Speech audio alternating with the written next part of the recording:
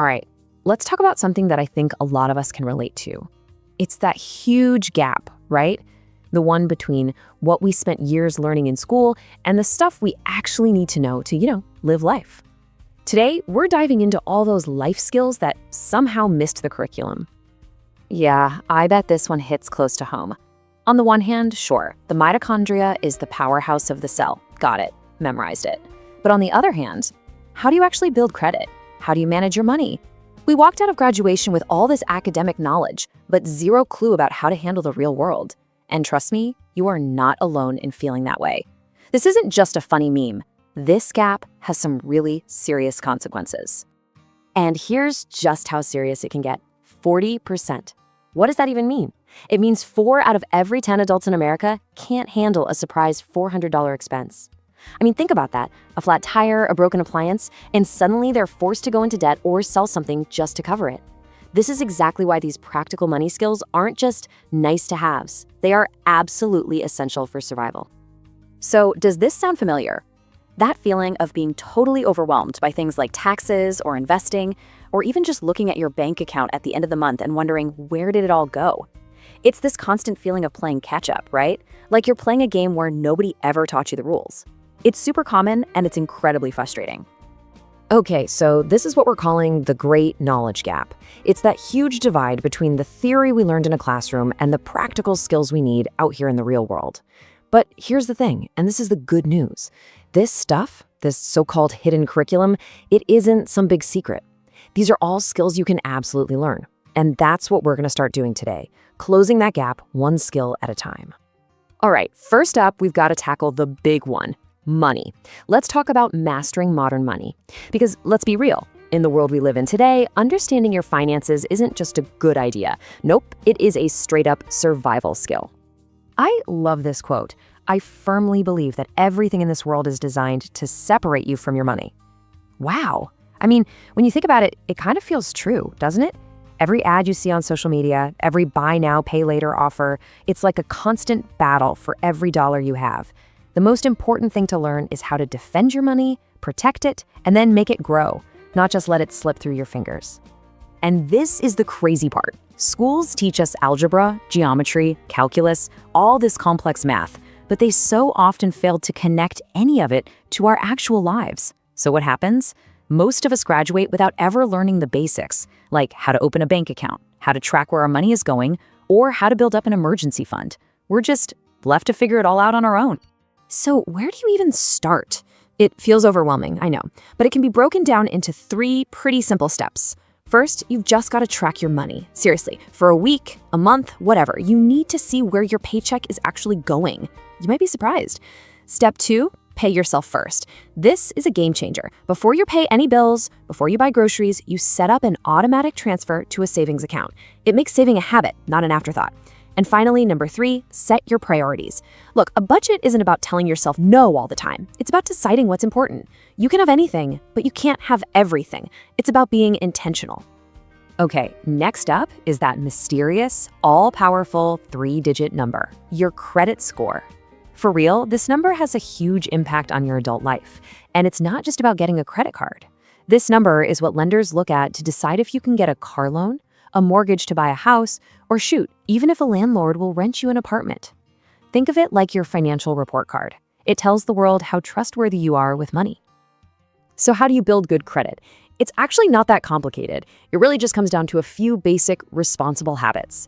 Rule number 1, and this is the big one, pay all your bills on time. Every single time, no exceptions. Next, you gotta stop seeing credit cards as free money. They're not. They're a tool, and a potentially dangerous one if you're not careful. So don't overspend or rack up debt you don't need. And last but not least, check your free credit report every year. Make sure there are no mistakes. It's just these small, consistent actions that build a really solid financial foundation over time. Okay, so once you start getting a handle on your money, something cool happens. You get some stability, some breathing room, and that lets you focus on the next big piece of the puzzle, building a career you actually care about. So let's shift gears from personal finance and talk about another area school totally drops the ball on, the skills you need to land a great job and actually thrive in the professional world. We've all heard this saying, right? It's not what you know, it's who you know. And you know what? There's a ton of truth to it.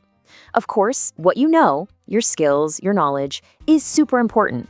But honestly, your network, how you present yourself, your personal brand, those social skills can be just as critical and sometimes even more so for getting where you want to go. So let's talk about your professional toolkit. These are the things they just don't teach in class.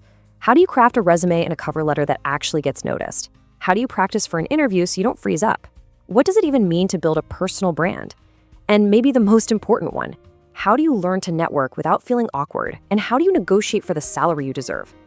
School gives you the raw knowledge, but it's totally on you to learn how to market it, sell it, and get paid for it. Now, check out this chart. It shows a massive disconnect in the job market. On the left, you've got what employers want, and look at that. Almost 96% say communication skills are essential. Basically everyone. But then look at the bar on the right. That's the supply, what graduates are bringing to the table. Less than half are seen as being good at it. This gap, this is huge. It's a massive opportunity. If you can be the person who develops these skills, you immediately stand out from the crowd. And when we say communication, it's not just about being a great public speaker. A lot of the time, the most valuable soft skills are the quiet ones. Things like active listening, actually hearing what someone is saying instead of just waiting for your turn to talk. Empathy, knowing how to handle a conflict without making it worse. All of this falls under emotional intelligence. These are the skills that let you build strong teams at work and, frankly, better relationships in your life. All right, for our last section, we're gonna shift our focus inward. We've talked about managing your money, we've talked about managing your career, but honestly, the most important and challenging project you will ever work on is managing yourself. So let's open up this self-management toolkit. This quote just says it all. One who controls time controls life. Think about that for a second. Time is the one resource we all have the same amount of, and it's the one thing we can never get back. And yet almost no one is ever taught how to manage it properly. And learning this skill isn't just about cramming more work into your day. It's about taking control so you can lead a more balanced, more intentional life on your own terms. This is basically a tale of 2 days, and I'm sure we've all lived both of them. On one side, you've got the reactive day. You wake up, you check your email, and boom, your whole day is hijacked by other people's priorities. You bounce from distraction to distraction, and by 5 p.m., you feel completely overwhelmed and like you got nothing done. The other side, that's the proactive day. You have a plan, you do your focused work, you end the day feeling accomplished, feeling in control. And what's the only difference between these 2 days? A plan. That's it. And we have to talk about the inevitable results of not managing yourself well. Stress. A whole lot of it. When life gets intense and we don't have healthy ways to cope, it is so easy to fall into really negative patterns. We're talking about things like substance abuse or unhealthy eating habits. Learning how to manage your stress is just as critical, if not more so, than learning to manage your time. And really, this is what we're aiming for, a balanced life. Now look, it's not about making every slice of this chart perfectly equal every single day. That's impossible. It's about being intentional. It's about making sure you're carving out time for all the big things. Your work or your studies, of course, but also your physical health, your social life and relationships, and just downtime, hobbies, things you do for fun. Please remember this. Self-care is not selfish. It's absolutely essential if you want to succeed in the long run. So, if you're feeling like your education kind of let you down, what do you do now? Well, here is the really good news. It is never, ever too late to learn this stuff. You can be your own best teacher. Every single skill we've talked about today, from making a budget to managing your time, is totally learnable. It's all within your reach, and the best part is, you can start learning today, right now. So I'm gonna leave you with a question to think about. School's out, the formal education is done. What's the very first life lesson you're gonna teach yourself? Maybe it's finally making that budget. Maybe it's dusting off that resume. Or maybe it's just scheduling in some time for yourself. Whatever it is, the power to learn is completely in your hands. Thanks for tuning in.